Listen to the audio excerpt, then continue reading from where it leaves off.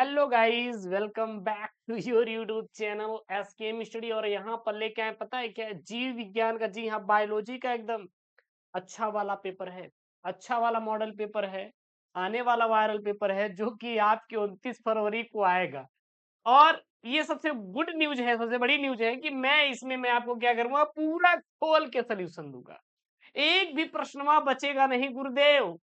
ऐसा है क्या? बिल्कुल। अरे गुरुदेव, आज तो आपने पूरा पूरा चार चांद लगा दिया। बिल्कुल अब लगेगा। अब आप तैयार हो जाइए 29 फरवरी को पेपर में 70 में 70 ठोकने के लिए। अरे गुरुजी, हम आपके साथ नहीं तैयार होंगे, क्योंकि उन्होंने तैयार किया था मुझे आज बारात जाने के लिए, उन्होंने इनवाइट किया था, लेकिन गुरुजी मैं नहीं गया, क्योंकि मुझे पता था कि आपकी वीडियोस आने वाली है। अब टाइम हो गया है, तो बिल्कुल अब लग जाओ यार। और 70 में 70 फोड़ दो एकदम। मैं आपको डेली पेपर दूंगा, डेली हर 2-3 दिन पे एक पेपर मैं दूंगा। अब एग्जाम से पहले कम से कम 10 सेट प्रोवाइड कर दूंगा वायरल पेपर का। इतने में आपका काम हो जाएगा। लास्ट 4 ईयर पीवाईक्यू पेपर के लिए बैच ज्वाइन कर लो, link in the description box. हजारों बच्चे ज्वाइन कर लें, अब आपकी बारी है और मुझे पता है आप लोग ज्वाइन करेंगे। ये देखिए पेपर कोड क्या, 348 FF, पूरा सोल्यूशन मिलेगा, कहीं मत जाइए। दिल थाम कर बैठिए, क्योंकि मैं आ रहा हूँ आपको सोल्यूशन देखने के लिए, ठीक है ना? चलिए, 3 घंटे 15 मिनट का क्या रहेगा, आपको टाइम मिलेगा। प्रारंभ के 15 मिनट आपको प्रश्न पत्र पढ़ने के लिए क्या है, निर्धारित रहेंगे, ठीक है ना? और सभी प्रश्न करना क्या रहेगा, अनिवार्य रहेगा। आवश्यकता अनुसार अपने उत्तर की पुष्टि नामांकित रेखा चित्रों द्वारा देखिएगा। बायोलॉजी मतलब है कि आपको चित्र बनाना। फिगर बनाएंगे तो आपको नंबर मिलेगा। तो आप कोशिश करिए कि बायोलॉजी में जितना से जितना हो सके, अधिक से अधिक गुरुजी हम चित्र को बनाएंगे। हाँ, फिगर बनाएं गुरुजी, फिगर एक बार में याद कर ले गुरुजी। उनकी शकल तो याद हो जाती है गुरुजी, लेकिन जीव विज्ञान का फिगर नहीं याद होता। कोई बात नहीं, आइए कभी हमारे स्टूडियो पर, मैं आपको दिखाऊंगा बायोलॉजी का एक एक चीज। टेंशन ना लो, मिलते हैं, ठीक है ना, आफ्टर एग्जाम। सबसे पहले बहुविकल्पीय प्रश्न करे जा लो। 4 नंबर का पेपर हुआ में आया, कितने नंबर का? 4 नंबर का। देखिएगा, सबसे पहला प्रश्न है, एक ही पादप के एक पुष्प के परागकण जब दूसरे पुष्प के वर्तिकाग्र तक स्थानांतरित होते हैं तो सर क्या कहलाता है? अरे गुरुजी, सजात पुष्पी परागण कहलाता है। क्या कहलाता है? सजात पुष्पी परागण, क्योंकि एक पुष्प के ही परागकण उसी पुष्प के वर्तिकाग्र पर जा रहे हैं। क्या कहलाएगा? सजात पुष्पी परागण कहलाएगा। गुरुजी, परागण क्या होता है? अरे गुरुदेव, परागण होता है परागकणों का वर्तिकाग्र तक पहुंचना, परागण कहलाता है। जय गुरुजी, हम जाते हैं बफर उफर खाने के लिए ना, साइकिल से जाते हैं कि पैदल जाते हैं? अरे गुरुजी, वो देख लेंगे तो बेइज्जती हो जाएगा। हम जाएंगे गुरुजी दोपहिया वाहन से, ठीक है ना? चलिए, उसके बाद यहाँ पे है, कौन अनुकूली विकिरण का उदाहरण नहीं है? तो ऑस्ट्रेलियाई अपरास्तनी जो है, अनुकूली विकिरण का उदाहरण नहीं है। छापने वाला एकदम प्रश्न है, छाप डालिए। छापने वाला एकदम प्रश्न है, छाप डालिए, ठीक है ना? अगला देखो प्रश्न क्या है। अगला प्रश्न यहाँ पे क्या है, हमें लगता है कि थोड़ा सा वो हो रहा है। अब तो सही है ना, मतलब कुछ वो हो रहा था। चलिए, अगला यहाँ पे प्रश्न है, प्रतिबंधन एंडोन्यूक्लियस का उपयोग आनुवांशिक इंजीनियरिंग में निम्नलिखित में से किस अणु को बनाने में किया जाता है? किस अणु को बनाने में किया जाता है?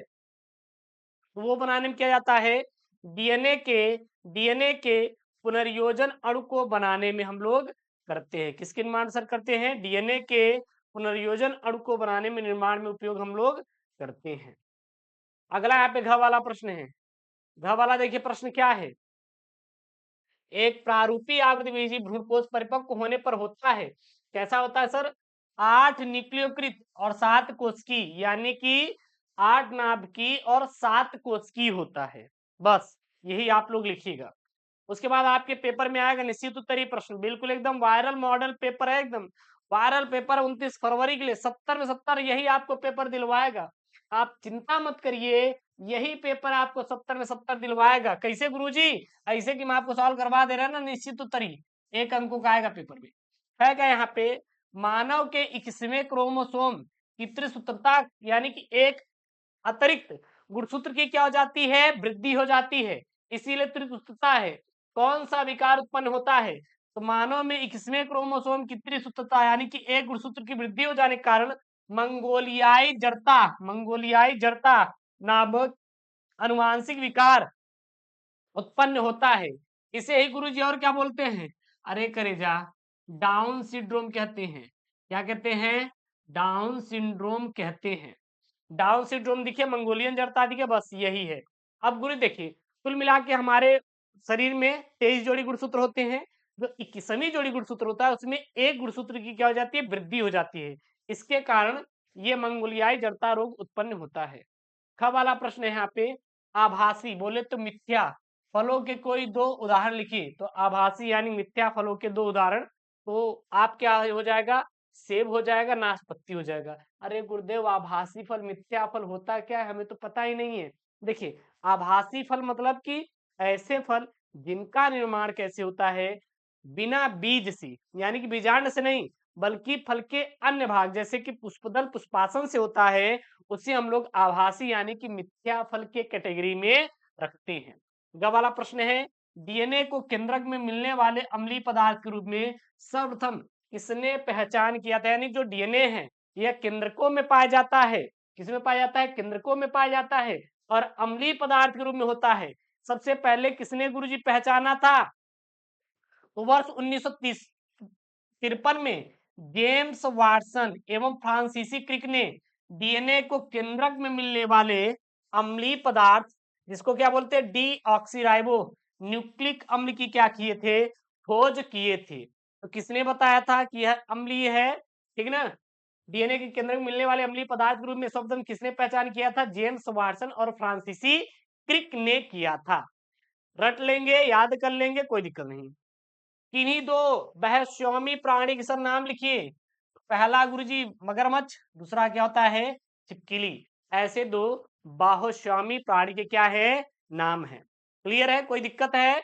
अगर कोनो दिक्कत हो तो कमेंट कर दो। अभी अब एकदम अभी अभी आपके पास टाइम है गुरुजी। अभी हमारे पास क्या टाइम है? कमेंट आप लोग क्या करिएगा?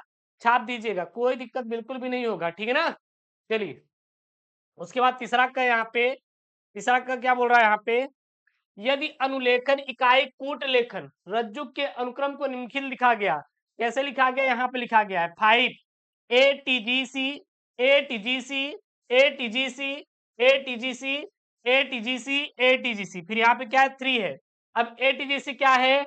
Adenine thymine guanine cytosine, adenine thymine guanine cytosine, adenine thymine guanine cytosine, ये इस प्रकार से है। तो दूत आरएनए, दूत आरएनए यानी कि एमआरएनए में अनुक्रम इसका क्या होगा? एमआरएनए अनुक्रम में जो होगा वो होगा आपका uracil adenine guanine cytosine, uracil adenine guanine cytosine, uracil adenine guanine cytosine, uracil adenine guanine cytosine. ठीक है ना? ये होगा आपका, और ये आपका 3 पहले आ जाएगा, 5 बाद में चला जाएगा। उसके बाद यहाँ पे आपका आया है ग वाला, किन्हीं दो कवक प्रजातियों और उनसे उत्पादित प्रतिजैविकों के नाम लिखे। यानी कि दो कवक प्रजातियां और उनसे उत्पादित होने वाले कितने यहाँ पे? दो प्रतिजैविक के नाम। तो देखिए, एक प्रतिजैविक होता है और इधर क्या होता है? कवक होता है। प्रतिजैविक क्या है? पेनिसिलिन है। क्या है? पेनिसिलिन। यह किस कवक से बनता है? पेनिसिलिनियम नोटेटम कवक से प्राप्त होता है। पेनिसिलिन किस कवक से प्राप्त होता है? पेनिसिलिनियम नोटेटम नामक कवक से क्या होता है? प्राप्त होता है। अगला है फ्यूमीगैलिन, फ्यूमीगैलिन, यह किस कवक से प्राप्त होता है? तो यह प्राप्त होता है एस एस्परजीलस फ्यूमीगेटस, एस्परजीलस फ्यूमीगेटस नामक कवक से हमारा कौन सा प्रतिजैविक प्राप्त होता है? फ्यूमीगैलिन प्रतिजैविक प्राप्त होता है। ग वाला देखिए प्रश्न है, ग वाला प्रश्न क्या बोल रहा है यहाँ पे? एक आर्किड पौधा आम के पेड़ की शाखा पर उग रहा है, तो दोनों के बीच पारस्परिक क्रिया का क्या करनी करिए आप लोग? वर्णन कीजिए। यानी कि एक क्या है? आर्किड का पौधा है, ये किस पर उग रहा है? आम के पेड़ पर उग रहा है, तो दोनों के बीच पारस्परिक क्रिया क्या होगी? तो अगर कोई आर्किड का पौधा आम के पेड़ पर उगे, इन दोनों के बीच सहभोजिता होती है। क्या होती है? सहभोजिता की क्रिया होती है। सर होती क्या है सहभोजिता? तो यह एक ऐसी पारस्परिक क्रिया है जिसमें परस्पर निर्भर रहने वाले जंतुओं में से किसी एक को क्या होता है? लाभ मिलता है और दूसरे को न तो हानि होती है और नहीं कोई क्या होता है लाभ होता है, उसे क्या बोलते हैं, सहभोजिता कहा जाता है। उसे क्या बोला जाता है सर, सहभोजिता के नाम से जानते हैं। क्लियर है। उदाहरण के लिए आर्किड का पौधा आम के वृक्ष पर उगता है, तो वहां पर हमारा सहभोजिता प्रदर्शित करता है। घ वाला प्रश्न है यहाँ पे, न्यूक्लियोसोम का नामांकित चित्र बनाइए और इससे संबंधित प्रोटीन का क्या लिखना है आपको, नाम भी लिखना है। क्या लिखना है आपको, नाम भी लिखना है। दिखाई तो दे रहा है ना आप लोगों को। चलिए, नाम भी यहाँ पे क्या करना है आपको, लिखना है। तो उत्तर में क्या करना है आपको, सबसे पहले लिख लेते हैं हम लोग कि होता क्या है। अत्यधिक लंबे डीएनए अणु को कोशिका के केंद्र में समेटे रखने के लिए यूकैरियोटिक कोशिका में धनात्मक प्रोटीन हिस्टोन पैकिंग का कार्य कर विशिष्ट संरचना न्यूक्लियोसोम बनाती है। यह प्रोटीन लाइसिन आर्जिनिन समूह होते हैं। क्या होते हैं, प्रोटीन लाइसिन और आर्जिनिन समूह होते हैं। इनमें क्षारकीय प्रोटीन्स के अणु से बने प्रोटीन कोटकण हिस्टोन क्या होता है, अष्टक होता है। क्या होता है, अष्टक होता है। और इसमें इसमें H2A H2B प्रोटीन H3 व H4 प्रोटीन दो दो अणु होते हैं जो क्रोड कण का मध्य क्या बनाते हैं, भाग बनाते हैं। और यहाँ पर इसका क्या रहा, फिगर रहा करेगा। देखिए यहाँ पे क्या रहा, इसका फिगर रहा। अब ये है आपका फिगर, ये क्या है आपका, ये नीचे वाला जो भाग है पूरा पूरा हिस्टोन अणु का क्या है, सार भाग है। और ये बीच वाले क्या बोलते हैं, हिस्टोन अष्टक है। और ये क्या आपका H1 हिस्टोन्स है, जो यहाँ पे दिखाई दे रहा है H1 हिस्टोन्स है। और ये आपके क्या होते हैं, डीएनए इसमें लिपटे रहते हैं। तो इसका आप लोग फिगर देख लीजिएगा, यही आप फिगर बनाएंगे जो यहाँ पे आपको फिगर दिखाई दे रहा है। तो फिगर यहाँ पे हो गया क्लियर ना, क्लियर है कि नहीं फिगर, एक बार आप लोग कमेंट बॉक्स में छाप दीजिएगा। उसके बाद अगला यहाँ पे प्रश्न है गंगा वाला, ऊर्जा एक आदर्श पिरामिड चित्र बनाना, यानी कि ऊर्जा का एक आपको आदर्श पिरामिड चित्र बनाना है। और ऊर्जा पिरामिड सदैव खड़ी अवस्था में यानी सीधे में क्यों होता है, आपको यहाँ पे क्या बताना है, रीजन भी आपको एक्सप्लेन करना है। तो सबसे पहले उत्तर में, सामान्यतः पारिस्थितिक पिरामिड कितने प्रकार के होते हैं, तीन प्रकार के होते हैं। पेपर में बोला है ऊर्जा पिरामिड, लेकिन मैंने आपको ये भी यहाँ पे डाल दिया है कि जो पारिस्थितिक पिरामिड होते हैं सर तीन प्रकार के होते हैं। पहला क्या होता है, ऊर्जा का पिरामिड गुरुजी। दूसरा क्या होता है, जीव संख्या का पिरामिड गुरुजी। तीसरा क्या होता है, जीव भार का पिरामिड। तो पिरामिड कितने प्रकार के, सामान्यतः सर तीन प्रकार के होते हैं, तीन प्रकार के, ऊर्जा का पिरामिड, जीव संख्या का पिरामिड और जीव भार का पिरामिड। तो सबसे पहले यहाँ पे ऊर्जा का पिरामिड, ये देखिए ये क्या है, ऊर्जा का पिरामिड। अब ये ऊर्जा का पिरामिड गुरुजी है क्या, इसको देख लीजिएगा। देखिएगा, ये सबसे पहले सूर्य से ऊर्जा ये घास प्राप्त करती है। ये क्या है आपका, घास। घास जो है सूर्य से ऊर्जा प्राप्त करके क्या बनाती है, अपना भोजन बनाती है। क्या बनाती है, भोजन बनाती है। और फिर इसी घास को कौन खाता है, खरगोश खाता है। कौन खाता है, खरगोश खाता है। अब इस खरगोश को कौन खाएगा, भाई साहब भेड़िया खाएगा। क्या खाएगा, भेड़िया खाएगा। और भेड़ियों को कौन खाएगा, इनके दादाजी, अरे शेर काका खाएंगे। कौन खाएंगे, शेर। तो यही क्या है, ऊर्जा का पिरामिड। ऊर्जा मतलब देखिएगा, सबसे पहले ये जो घास है यह ऊर्जा प्राप्त करती है किससे, सूर्य से, और अपना क्या बनाती है, भोजन। अब यह उग गई। अब घास जब उग गई तो घास को कौन खाएगा, अरे हम आप तो खाएंगे नहीं, गुरुजी कौन खाएगा, अरे खरगोश खाएगा। अब खरगोश खा लिया, बड़ा हो गया खरगोश। अब गुरुजी खरगोश को कौन खाएगा, अरे गुरुजी भेड़िया खाएगा। अरे गुरुजी भेड़िया कौन खाएगा, अरे गुरुजी शेर काका खाएंगे। और कौन खाएगा, गुरुजी हम थोड़ी ना खाएंगे, है। चलिए ठीक है ना बस यही है। अब फिर देखिए इधर, ये आपका क्या है, अरे गुरुदेव ये है हमारा क्या, भुट्टा। अब गुरुजी कहा भुट्टा है, बजरी का भुट्टा है का, अरे नहीं गुरुजी मकाई है, का है मकाई। अरे मकाई करेजा, अरे गुरुदेव ये तो देहाती भाषा होगी। अरे थोड़ा हिंदियों में बताई देवा अगर गुरुजी, खड़ी हिंदी में। अरे करेजा जिसको कहते हैं मक्का, क्या बोलते हैं, मक्का बोलते हैं यार। क्या यार आप लोग को पता ही नहीं है का, पता कैले अगर यार यही पेपर में आए। अब यूपी बोर्ड का हो कि आप लोग अब यह नहीं कर पा रहे हो, मजा नहीं आएगी, ऐसा मत करिए। देखिए अब ये क्या है, ये मकाई है। मकाई को कौन खाए गुरुजी, टिड्डा खाएंगे, टिड्डा। टिड्डा देखे आप लोग, देखे नहीं कैसा टिड्डा होता है, गाँव में कभी गए घूमने उमने के लिए, निकल जाएगा गुरुजी तो हम खुद ही गाँव से हैं, हमें क्या ज्ञान दे रहे हैं आप।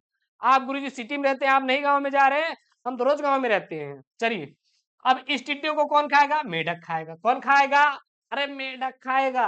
अब मेढक को कौन खाएगा गुरुजी? कीड़ा। गौवा में क्या बोलते? कीड़ा। कीड़ा मतलब क्या होता है? सर्प। नाग गुरुजी, वो नाग, मैं नागिन, और एक सपेरा। कौन सपेरा? अरे वही गुलरी काकी, मुनरी और गोधन को पकड़ लेता है ना, है कि नहीं? अरे गुरुजी लेता नहीं, लेती है। ठीक है, कोई भी कर लो, कोई दिक्कत नहीं। सर्प को कौन खाएगा? चील खाएगा। देखिए हिंदी में ना जो पढ़ने में मजा है बायोलॉजी हिंदी में, वो कहीं नहीं है। इसीलिए तो मैं आपको पढ़ाता हूँ हर चीज, टेंशन ना लो, ऐसा पढ़ाऊंगा तो याद हो जाएगा। ऊर्जा के पिरामिड समझ में आ गया ना? बस यही है और कुछ नहीं है। अब ये आपको याद हो गया होगा। लिखेंगे क्या इसमें गुरुदेव? इसमें गुरुदेव लिखेंगे क्या, ये तो बता दीजिए। देखिए आप लिखेंगे क्या ऊर्जा की पिरामिड में? ऊर्जा का पिरामिड यह किसी पायतन के विभिन्न पोषक स्तरों के जीवधारियों द्वारा प्रयोग में लाई जाने वाली ऊर्जा की संपूर्ण मात्रा क्या कराता है? बोध कराता है। यह सभी पारतंत्र में सदैव क्या होता है? सीधा होता है, क्योंकि सर्वाधिक ऊर्जा का क्या होता है इसमें? उत्पादक स्तर ही होता है। ऊर्जा का उत्पादक स्तर होता है, इसलिए क्या होता है? हमेशा हमेशा सीधा होता है। ठीक है, उसके बाद आपका आएगा लघु उत्तरीय प्रश्न। अब गुरुजी लघु उत्तरीय प्रश्न आएगा, अरे कितने नंबर का गुरुदेव आएगा? 3-3 नंबर की, 3-3 नंबर के लघु उत्तरीय प्रश्न आएंगे। सबसे पहला यहाँ पे चौथा का प्रश्न है, नामांकित ऊर्जा की सहायता से, सॉरी नामांकित चित्र है यहाँ पे, चित्र की सहायता से लघु बीजाणु धान की संरचना का वर्णन संक्षेप में कीजिए कि लघु बीजाणु धानी होती क्या है। किसे कहते हैं गुरु? लघु बीजाणु धान। ये पूरा आपको बताना है, समझाना है। बहुत चिंता मत करिए, बहुत सिंपल तरीके से बताएंगे। सबसे पहले उत्तर डाल लीजिए, क्या लिखेंगे? एक पराग मात्र कोशिका से अर्धसूत्री क्या होता है? विभाजन द्वारा लघु बीजाणु के निर्माण की प्रक्रिया को लघु बीजाणु जनन कहते हैं। लघु बीजाणु जनन किसे कहते हैं? एक पराग मात्र कोशिका से अर्धसूत्री विभाजन द्वारा लघु बीजाणु के लघु बीजाणु के निर्माण की जो प्रक्रिया होती, प्रोसेस होती है, उसे गुरु जी क्या बोलते हैं? लघु बीजाणु जनन कहते हैं। और लघु बीजाणु एवं पराग कणों का निर्माण लघु बीजाणु धानी में होता है। तो यही गुरु जी यहाँ पे लघु बीजाणु धानी बताना है ना। लेकिन लघु बीजाणु धान से पहले हम जानते हैं कि लघु बीजाणु जनन होता क्या है, क्योंकि लघु बीजाणु जनन अगर समझ में आ जाएगा तो लघु बीजाणु और परागकण ये किसमें बनते हैं? लघु बीजाणु धान में ही बनते हैं। अब इसके कई सारे भाग हैं, जैसे इनकी संख्या हजारों में होती है। सबसे पहला आपका पुंकेसर होता है। क्या होता है? पुंकेसर। यह नर जनन अंग होता है, जिसमें 2 भागों से निर्मित होता है। इसमें एक लंबा पतला डंठल तंतु कहलाता है तथा दूसरा सिरा द्विपाली संरचना का पराग कोष कहलाता है। जो आपका डंठल है, अभी आपको फिगरवा दिखा देते हैं। देखिए ये जो डंठल है, ये जो पतला लंबा है, इसको क्या बोलते हैं सर? डंठल बोलते हैं। क्या बोलते हैं? अरे गुरुदेव डंठल बोलते हैं। और ये क्या कहलाता है? पराग कोष कहलाता है। क्या कहलाता है? पराग कोष कहलाता है। पराग कोष में क्या पाया जाता है गुरु जी? अरे गुरुदेव पराग कण पाया जाता है। क्या पाया जाता है? पराग कण पाए जाते हैं। यहाँ पे देखिए फिगर समझ आ रहा है ना? आपको दिखाई दे रहा नहीं? एक बार बता दीजिए कमेंट करके। नहीं समझ आ रहा होगा तो आप बताइएगा, मैं और अच्छे से समझा दूंगा। आप चिंता मत करिएगा यार, आप जब चिंता करेंगे तो मजा नहीं आएगी, ठीक है ना? इसलिए आपको चिंता नहीं करना है। इतना हो गया। आगे क्या लिखेंगे इसमें? और प्रत्येक पाली में 2 कोष्ठकों में विभाजित रहती है। इस प्रकार एक परागकोश में कितने होते हैं? 4 कोष्ठक होते हैं। इन चारों कोष्ठकों में लघु बीजाणुधान स्थित होती है। लघु बीजाणुधान विकसित होकर पराग पुटी का क्या करती है? निर्माण करती है, जिसमें पराग कण भरे होते हैं। लघु बीजाणुधान लगभग गोलाकार 4 आवरणों से बनती है, जिनमें बाह्य त्वचा एपिडर्मिस और एंडोथीसियम अंतःथीसियम और मध्य प्रदेश तथा तथा क्या होती है? टेपीटम होती है। क्या होती है? टेपीटम होती है। प्रारंभ की 3 परतें लघु बीजाणुधानी को सुरक्षा प्रदान करती हैं तथा टेपीटम परागकणों को क्या करती हैं? पोषण प्रदान करती हैं। तो ये रहा आपको फिगर, यहाँ पे क्या करना है? आपको बनाना है। उसके बाद अगला प्रश्न है, देखिएगा ख वाला प्रश्न क्या बोल रहा है यहाँ पे, ये ध्यान दीजिएगा। हर्षे व चेज ने किस प्रकार सिद्ध किया कि डीएनए अनुवांशिक पदार्थ है? क्या है? डीएनए अनुवांशिक पदार्थ होता है। हर्षे व चेज ने किस प्रकार से इस चीज को क्या किया था? प्रूव किया था, सिद्ध किया था।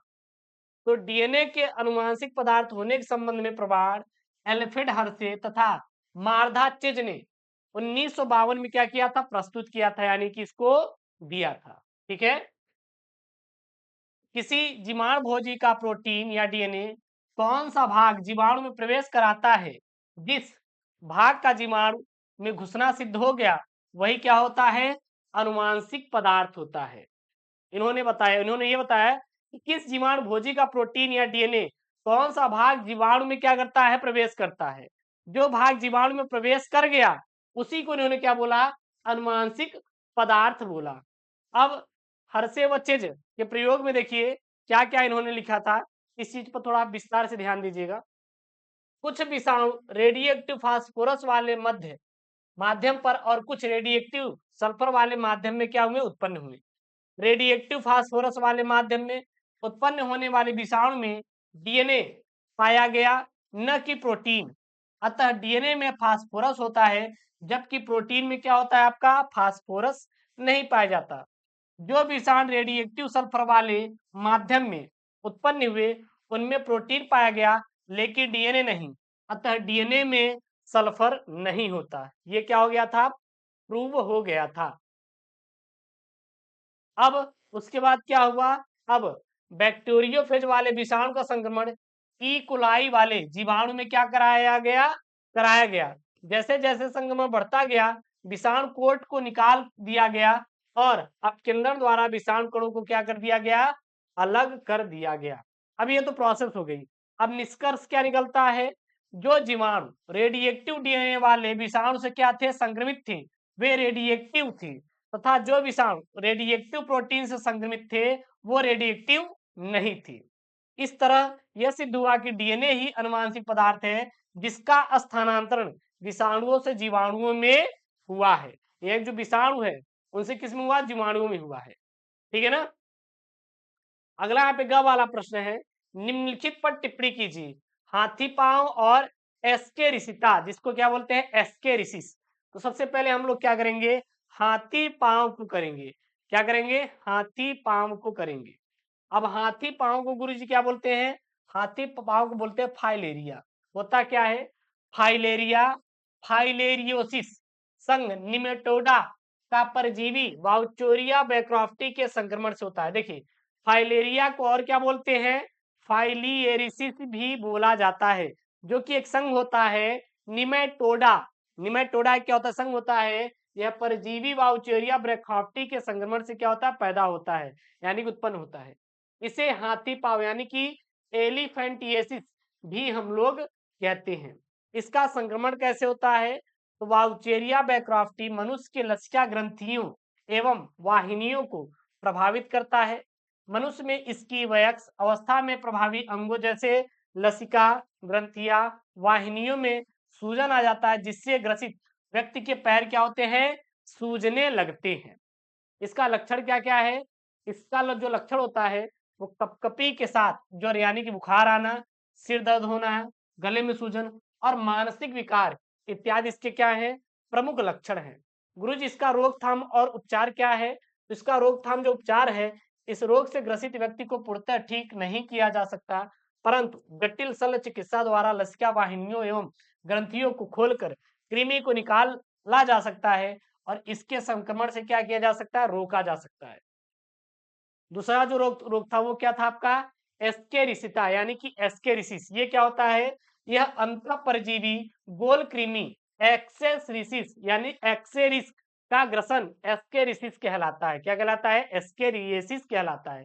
इसका रोगजनक क्या होता है, एस्केरिस लंबी ट्राइटिस होता है। क्या होता है, लंबी टाइडिस होता है।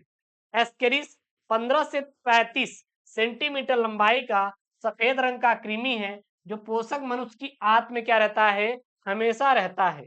और रोग का संचरण मलमुखी मार्ग से होता है, क्योंकि एस्केरिस के अंडे रोगी के मल में क्या होते हैं, उपस्थित होते हैं। अब इसके प्रमुख लक्षण क्या क्या हैं गुरुजी, इसके जो प्रमुख लक्षण हैं वो ये है, पेट का दर्द होना, आंतरिक रक्तस्राव होना, ज्वर व आंतों का अवरुद्ध होना और कुपोषित स्थिति, रक्त अल्पता और अनियमित शौच इत्यादि क्या इसके रोगी के प्रमुख लक्षण हैं। उसके बाद अगला यहाँ पे प्रश्न है, अगला जो घ वाला प्रश्न है, चित्र की सहायता से पॉलीमरेज श्रृंखला अभिक्रिया पीसीआर को आपको क्या करना है, समझाना है। सबसे पहले जानते हैं कि सर पीसीआर होता क्या है। ये पॉलीमरेज श्रृंखला अभिक्रिया होती क्या है? पॉलीमरेज चैन रिएक्शन, पीसीआर का पूरा नाम क्या है? पॉलीमरेज चैन रिएक्शन में छोटे छोटे रासायनिक संश्लेषित अल्प न्यूक्लियोटाइड जो डीएनए के पूरक होते हैं के दो समुच्चय एवं डीएनए पॉलीमरेज एंजाइम की सहायता से इन इन विट्रो यानी कि पात्रे विधि द्वारा उपयोगी जिनकी कई प्रतिलिपियां क्या की जाती है? बनाई जाती है। जो पॉलीमरेज चैन रिएक्शन होता है, इसमें चक्रों में 3 चरण होते हैं। कितने चरण होते हैं? 3 चरण। सबसे जो पहला चरण होता है वो होता है आपका निष्क्रियकरण। क्या है? निष्क्रियकरण। इसमें क्या होता है? डीएनए द्विरज्जुक व हेलिकेज एंजाइम से पृथक किया जाता है और यह प्रक्रिया स्वस्थाने में की जाती है, जबकि स्वपात्रे में डीएनए रज्जुकों को 95 डिग्री ताप पर एवं 1 से 2 मिनट के लिए गर्म करके क्या करते हैं हम लोग? इसमें अलग करते हैं। क्लियर है? दूसरा क्या है? उपक्रामक तापानुसूलन तापानुशीलन छोटे छोटे अल्प न्यूक्लियोटाइडों को 40 डिग्री सेल्सियस ताप पर क्या करते हैं? इसमें ठंडा करते हैं ताकि डीएनए द्विगुणन के समय निर्मित प्रारंभक अपने पृथक डीएनए रज्जुकों पर पूरक अनुक्रमों को ठंडा कर सके और इस प्रक्रिया को प्रारंभिक बंधन हम लोग कहते हैं। और यहाँ पे जो तीसरा है वो है उपक्रमकों का प्रसार। इसमें क्या होता है? तो पॉलीमरेज डीएनए पॉलीमरेज यानी जो पॉलीमरेज यानी कि पॉलीमरेज कौन वाला? डीएनए पॉलीमरेज वाला एंजाइम टैंक पॉलीमरेज प्रारंभक को प्रसारित करता है एवं डीएनए द्विगुणन की प्रक्रिया पूर्ण होती है। बस। उसके बाद यहाँ पे पांचवा का प्रश्न है। देखिए प्रश्न क्या है पांचवा का? अंडजनन क्या है? अंडजनन पर संक्षिप्त टिप्पणी लिखिए। यानी कि अंडजनन किसे कहते हैं? इस पे आपको संक्षिप्त में टिप्पणी लिखना है। तो सबसे पहले अंडाणुजनन होता क्या है? अंडजनन किसे कहते हैं? अंडाशय द्वारा अंडाणु बनने की प्रक्रिया अंडजनन कहलाता है। जो अंडाणु होता है, जो अंडाशय होता है, अंडाशय से क्या बनेगा? अंडाणु बनेगा। इसी को हम लोग क्या बोलते हैं? अंडाणुजनन कहते हैं। अंडाणुजनन में 3 होते हैं भाग। सबसे पहला भाग होता है गुणन अवस्था, यानी कि जो इसमें क्या होता है? इसमें भ्रूण अवस्था में ही पूर्ण हो जाती है और अंडाशय के निर्माण के समय प्राथमिक जनन कोशिकाएं अंडाशय पुटिका के रूप में क्या हो जाती हैं? एकत्रित हो जाती हैं और इसमें एक कोशिका अंडाणु मात्र कोशिका के रूप में क्या करती है? विभेदित हो जाती है और शिशु जन्म के समय ही अंडाशय में सारी अंडाशयी पुटिकाएं क्या होती हैं? उपस्थित होती है। दूसरी क्या होती है? वृद्धि प्रावस्था। अब वृद्धि प्रावस्था में क्या होता है सर? यह प्रावस्था बहुत लंबी होती है। भ्रूण अवस्था से प्रारंभ यह प्रावस्था लैंगिक परिपक्वन के बाद जब तक उस पुटिका विशेष के परिपक्व होने की अवस्था नहीं आती, तब तक यह वृद्धि प्रावस्था में बनी रहती है। अंडाणु मात्र कोशिका ओगोनियम में विभेदित होकर वृद्धि अवस्था में क्या करती है? प्रवेश करती है और यह पोषक पदार्थ संचित करके सामान्य कोशिका में आकार में कई गुना क्या हो जाती है? बढ़ जाती है और इस अवस्था में यह ग्राफिकल पुटिका के परिपक्व होने तक क्या रहती है? बनी रहती है। अब इसे पूर्ण अंडाणु कोशिका या प्राथमिक ऊतक में हम लोग क्या करते हैं? बोलते हैं। दूसरा जो आता है वो आता है आपका परिपक्वन प्रावस्था। परिपक्वन प्रावस्था क्या होता है?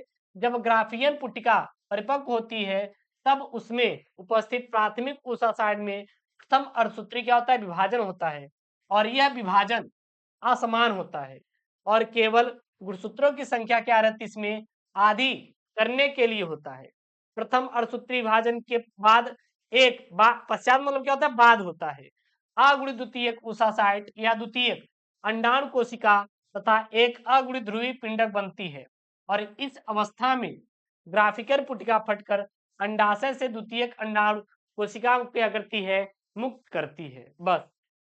उसके बाद अगला यहाँ पे प्रश्न है ख वाला, एक क्रॉस संकर प्रयोग करते हुए प्रभाविता और विसंयोजन नियम का क्या करिए आप लोग? उल्लेख कीजिए कि ये प्रभाविता क्या होता है और विसंयोजन का नियम क्या है। देखिएगा सबसे पहले प्रभाविता का नियम क्या होता है?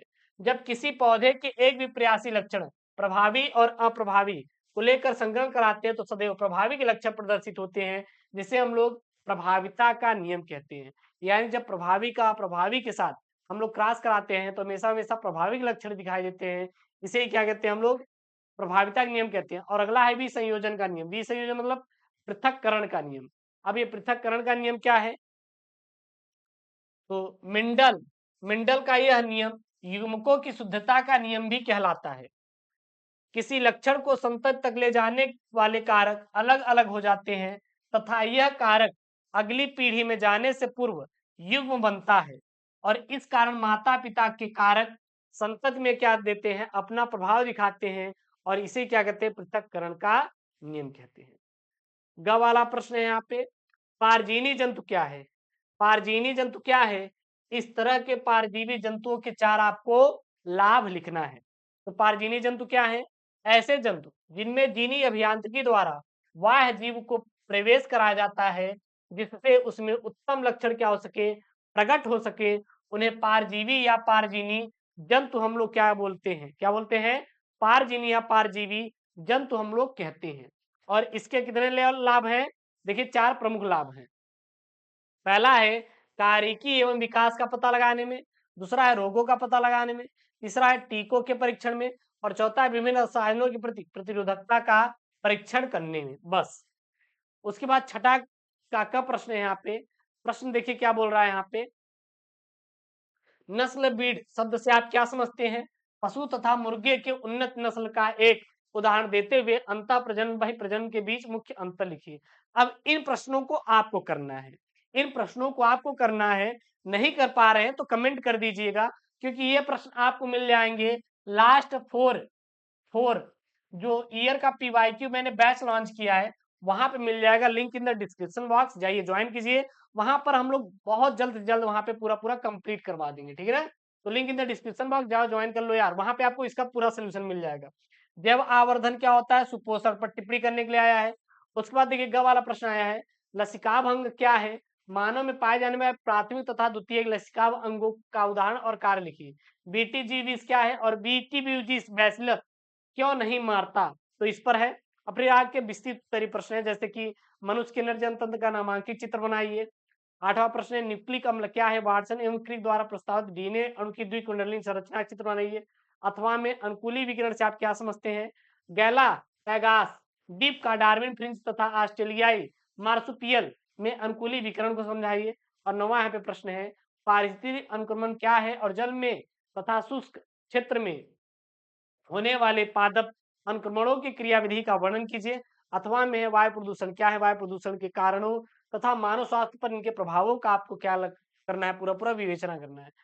तो ये जो आपके लास्ट वाले क्वेश्चन है, इसका आपको सोल्यूशन बैच में मिलेगा। Link in the description box, जाके बैच ज्वाइन कर लीजिए आप लोग। 199 रुपये बहुत ज्यादा नहीं होता, बहुत ही कम प्राइस है।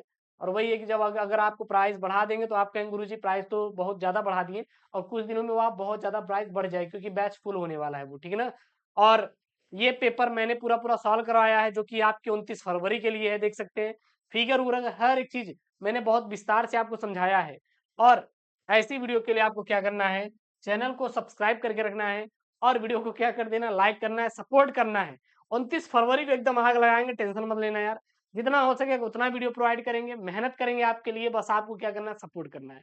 और मुझे पता है कि आप लोग को वीडियो पसंद आई होगी, तो प्लीज यार वीडियो को लाइक करिए, चैनल को सब्सक्राइब करिए। मिलते हैं नेक्स्ट वीडियो में। ओके दोस्तों, थैंक यू, जय हिंद।